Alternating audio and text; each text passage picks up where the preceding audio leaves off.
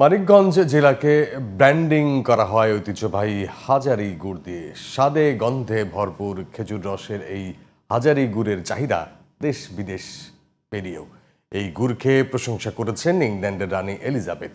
১৫০ বছর আগে থেকে তৈরি করা বিখ্যাত এই গুড়ের উৎপাদন কিছুটা কমলেও এর ঐতিহ্য আবারও ফেরানোর আশা কৃষি বিভাগের।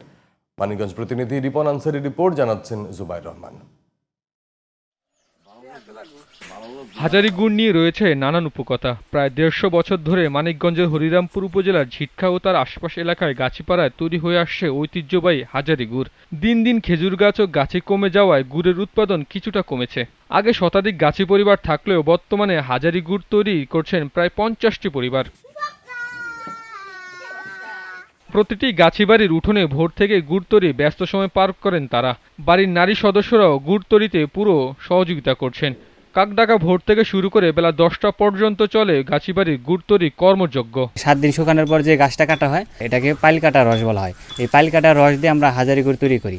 রস আনলে পর রস ঢাইলা দিয়া তারপরে জ্বালাম করতে করতে করতে করতে হাজারি গুড় তৈরি করা হয়। প্রথম কাটা যে রসটা হয় ওই রসটা দিয়ে আমরা হাজারি গুড় বানাই। বর্তমানে ১৫০০-১৬০০ টাকা রেট আমরা দিচ্ছি। ঝিটকা অঞ্চলের বিখ্যাত হাজিগুড়ের নামকরণ নিয়ে বয়োবৃদ্ধের মুখে শোনা যায় ভিন্ন ভিন্ন গল্প।